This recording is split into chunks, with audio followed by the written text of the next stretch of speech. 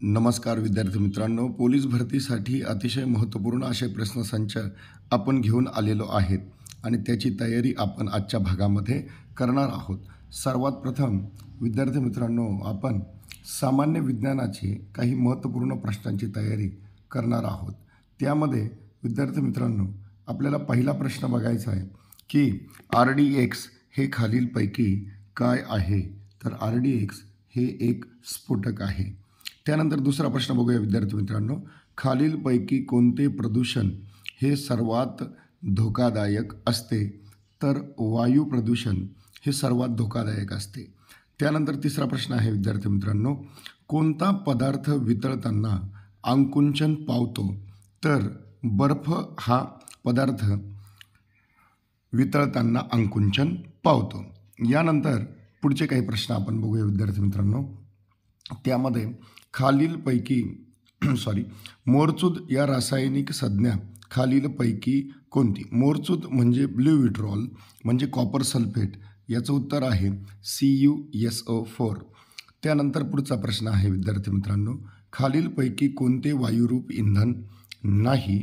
तर पॅराफिन हे वायुरूप इंधन नाही, तर प्रोपेन, मिथेन आणि ब्युटेन हे वायुरूप इंधन आहे.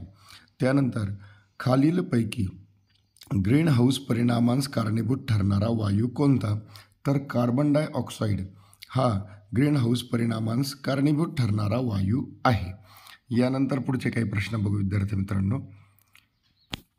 पुढचा प्रश्न आहे, हवेत उडणाऱ्या फुग्यात कोणता वायू असतो? हा प्रश्न बऱ्याच वेळा परीक्षेमध्ये विचारलेला आहे. याचं उत्तर आहे हेलियम. त्यानंतर खालीलपैकी कोणता गॅस कीटाणुनाशक म्हणून पिण्याच्या पाण्यात वापरला जातो? तर त्याचं उत्तर आहे विद्यार्थी मित्रांनो क्लोरीन हा घटक. त्यानंतर पुढचा प्रश्न आहे विद्यार्थी मित्रांनो, जर आपण बघूया. पुढचा प्रश्न आहे, लिटमस कशापासून मिळतात? तर दगडफूल हे त्याचं उत्तर आहे. त्यानंतर परीक्षेमध्ये बऱ्याच वेळा विचारलेला प्रश्न ह्यावर्षी सुद्धा येऊ शकतो, प्लॅस्टर ऑफ पॅरिस कशापासून मिळवितात? याचं उत्तर आहे विद्यार्थी मित्रांनो, पाठ करून ठेवा, जिप्सम. यानंतर इलेक्ट्रॉन्सचा शोध कोणी लावला? हा सुद्धा अतिशय महत्त्वाचा प्रश्न आहे, ज्याचं उत्तर आहे J.J. थॉम्सन याने इलेक्ट्रॉनचा शोध लावला. यानंतर पुढील काही प्रश्न आपण बघूया. यानंतरचा प्रश्न आहे विद्यार्थी मित्रांनो की मॅग्नेशियमची संज्ञा काय? तर Mg ही मॅग्नेशियमची संज्ञा आहे. पुढील काही प्रश्न आता आपण बघूया विद्यार्थी मित्रांनो. यानंतर पुढचा 13 नंबरचा प्रश्न आहे बघा. प्रश्न आहे, कोणत्या पदार्थावर चुंबकीय परिणाम होत नाही? तर रबर या पदार्थावर चुंबकीय परिणाम होत नाही. रबर हे चुंबकीय परिणामांच्या बाहेर आहे. त्यानंतर पुढचा प्रश्न आहे, नेहमी आलेला प्रश्न, अग्निशामक वायू म्हणजे कशाचा वापर करतात? तर कार्बन डायऑक्साईडचा वापर अग्निशमन वायू म्हणून करण्याचा वापर केला जातो. आपले जे थंड पेय आहे त्यामध्ये फसफसणारा जो पदार्थ आहे तो सुद्धा कार्बन डायऑक्साईडचाच बनलेला असतो. यानंतर पुढील प्रश्न बघू विद्यार्थी मित्रांनो, सोने या मूलद्रव्याची रासायनिक संज्ञा कोणती? नेहमी आलेला प्रश्न आहे, पाठ करून ठेवा, Au या मूलद्रव्याची रासायनिक संज्ञा म्हणजे मूलद्रव्याची रासायनिक संज्ञा Au आहे. यानंतर पुढचा प्रश्न बघा, न्यूट्रॉन्सचा शोध कोणत्या शास्त्रज्ञाने लावला? याचं उत्तर आहे चॅडविक या शास्त्रज्ञाने न्यूट्रॉनचा शोध लावला. यानंतर पुढचा प्रश्न आहे, वातावरणात सर्वात जास्त प्रमाणात कोणत्या वायूचे प्रमाण आहे? तर त्याचं उत्तर आहे नायट्रोजन. आपल्याला सर्वांना माहीत आहे की जवळजवळ मोठ्या प्रमाणात नायट्रोजन वायू हा वातावरणामध्ये आहे. त्यानंतर पुढचा प्रश्न आहे विद्यार्थी मित्रांनो, 18 नंबरचा प्रश्न आपण बघूया.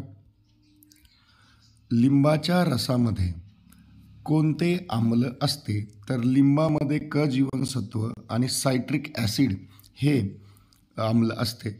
यानंतर टार्टारिक ॲसिड कशामध्ये असते?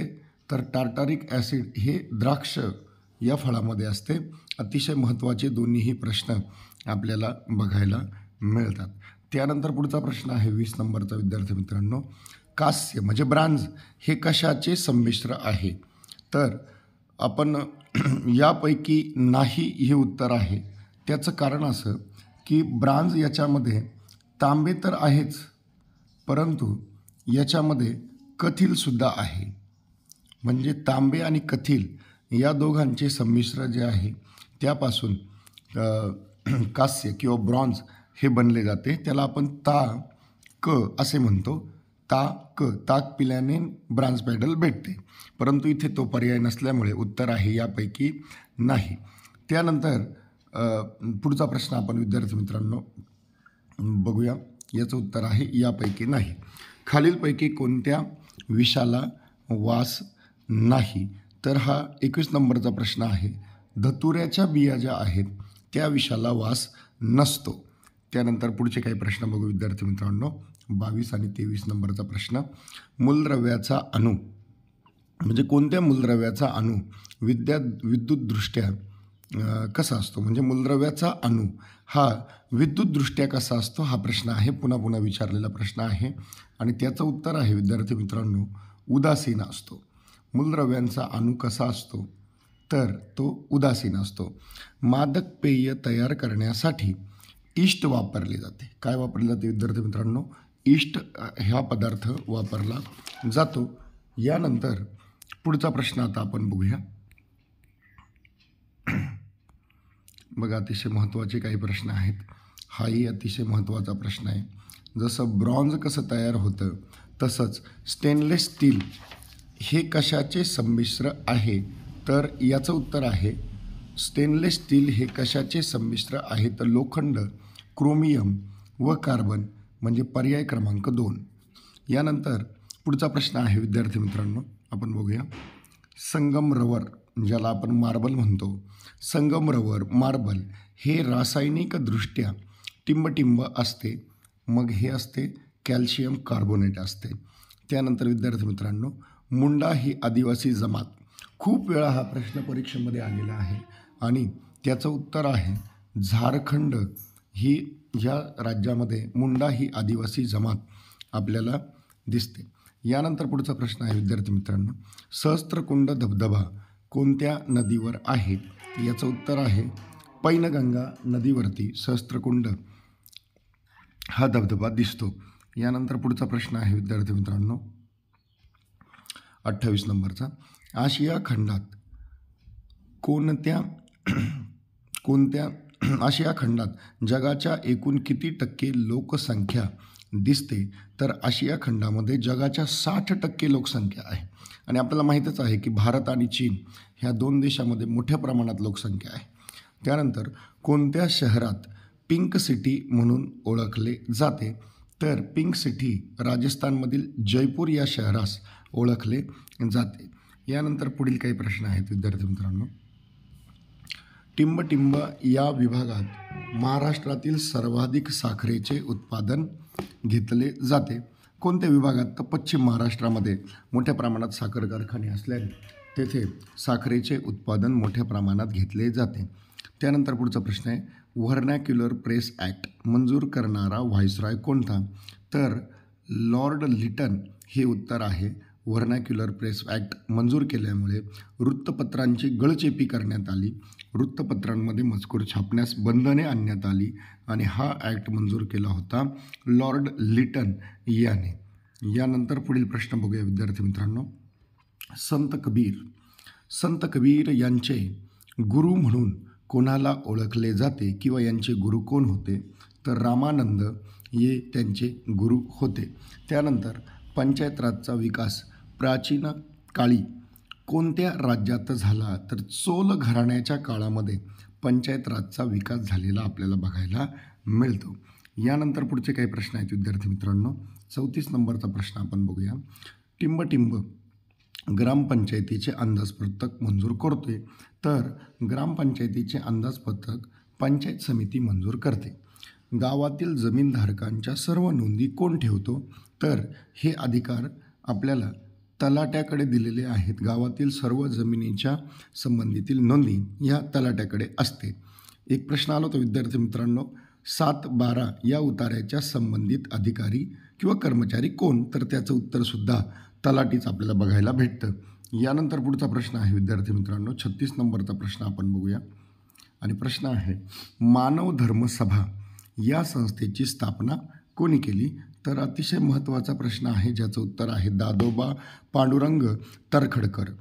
यानंतर प्रश्न आपण बघूया 37 नंबरचा, लाल रक्तपेशी शरीरातील पुढीलपैकी कोणत्या अवयवात तयार होतात? याचं उत्तर, याचे पर्याय पुढील पानावरती आहेत विद्यार्थी मित्रांनो, ते आपण बघूया. आणि त्याचं पर्याय असे आहेत की प्लीहा, यकृत, अस्थिमज्जा व वरील सर्व. याचं उत्तर आहे अस्थिमज्जा, की ज्यामध्ये लाल रक्तपेशी तयार होतात. पुढचा प्रश्न आहे, मानवी शरीरात सर्वात छोटे हाड कोणते? तर सर्वात छोटे हाड कानामधील स्टेप्स हे आहे. तर सर्वात मोठे हाड हे जे आहे ते फिमर आहे. हे आपल्याला इथे लक्षात ठेवायला लागेल.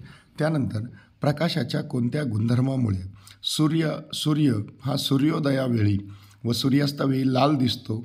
याला प्रकाशाचे विकिरण असे म्हणतात. अतिशय महत्त्वाचं आहे. अपस्करणाचं उदाहरण इंद्रधनुष्य आहे विद्यार्थी मित्रांनो. हाही बऱ्याच वेळा विचारलेला प्रश्न आहे, हाही लक्षात ठेवायचा आहे. यानंतर पुढचा प्रश्न आपण बघूया. त्यानंतर पुढचा प्रश्न आहे की हरभऱ्याची एक सुधारित वाण कोणते? खालीलपैकी जे हरभऱ्याचे कोणती सुधारित वाण आहे?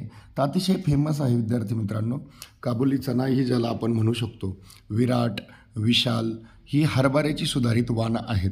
त्यातील इथे पर्यायापैकी विराट हे त्याचं समर्पक उत्तर आहे. त्यानंतर 41 नंबरचा प्रश्न, भारतीय नीती आयोगाचे अध्यक्ष कोण? जी व्यक्ती भारताचे पंतप्रधान असेल तीच नीती आयोग, जे 1 जानेवारी 2015 पासून सुरू करण्यात आलेलं आहे, ते त्या ठिकाणी पंतप्रधान हेच नीती आयोगाचे अध्यक्ष असतात. यानंतर पुढील काही प्रश्न बघू आपण विद्यार्थी मित्रांनो. 42 नंबरचा प्रश्न आहे, आणि राष्ट्रपतीची निवड कोण करते? तर राष्ट्रपतीची निवड पंतप्रधान, सरन्यायाधीश, मंत्रिमंडळ असं कोणीही करत नाही. त्यामुळे या प्रश्नाचं उत्तर आहे यापैकी नाही. पण राष्ट्रपतीच्या निवडीमध्ये लोकसभा, राज्यसभा, विधानसभा सदस्य हे सर्व त्यामध्ये भाग घेतात. त्यानंतर पुढचा प्रश्न आहे, कोणत्या घटना दुरुस्तीनुसार संपत्तीचा हक्क मूलभूत हक्कातून वगळण्यात आलेला आहे? अतिशय महत्त्वाचा आहे. 44वी घटना दुरुस्ती जी 1978 मध्ये झाली, याने संपत्तीचा हक्क मूलभूत हक्कातून वगळण्यात आलेला आहे. तो आता कलम 300 अनुसार कायदेशीर हक्क म्हणून ओळखण्यात येतो. पुढचा प्रश्न बघूया विद्यार्थी मित्रांनो. सायमन कमिशन अतिशय महत्त्वाचं आहे. सायमन कमिशन पुढे साक्ष कोणी दिली?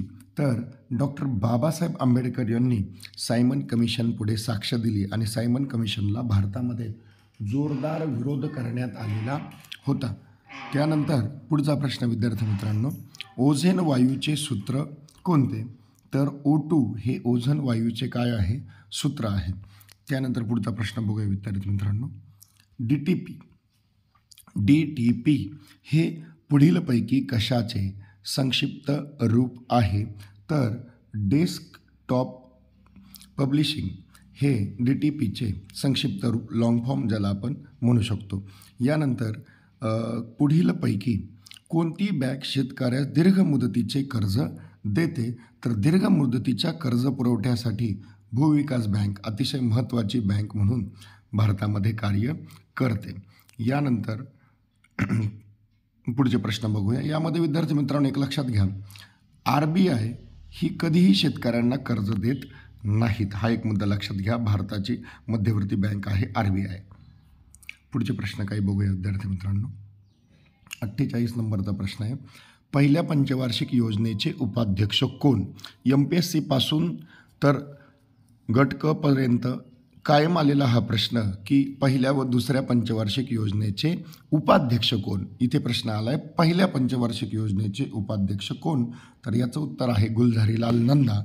आणि पहिल्या पंचवार्षिक योजनेचे अध्यक्ष हे पदसिद्ध पंतप्रधान पंडित जवाहरलाल नेहरू हे होते. आणि उद्दिष्ट कृषी विकास हा आपल्या पहिल्या पंचवार्षिक योजनेमध्ये बघायला मिळतो. त्यानंतर 49 नंबरचा प्रश्न आहे, बंगालचा पहिला गव्हर्नर कोणाला म्हणतात? तर वॉरन हेस्टिग्ज याला बंगालचा पहिला गव्हर्नर जनरल म्हणत असत. यानंतर शेवटचा प्रश्न विद्यार्थी मित्रांनो आपण बघूया, उडन परी या नावाने कोणत्या खेळाडूला ओळखलं जातं? तर पिलू वालकंडी टेकापर्विल उषा यांना भारताची उडनपरी असे म्हटले जाते. तर विद्यार्थी मित्रांनो, जर तुम्हाला ही प्रश्नोत्तरी जर आवडली असेल तर निश्चितपणे आपल्या चॅनलला सबस्क्राईब करा आणि आपली कमेंट मात्र निश्चितपणे कळवा की आपल्याला हा व्हिडिओ कसा वाटला आणि अजून कुठल्या व्हिडिओवरती आपण प्रश्नसंच बनवायला हवेत त्याबद्दलसुद्धा तुम्ही कमेंट करू शकता. आपला दिवस शुभ असो. धन्यवाद.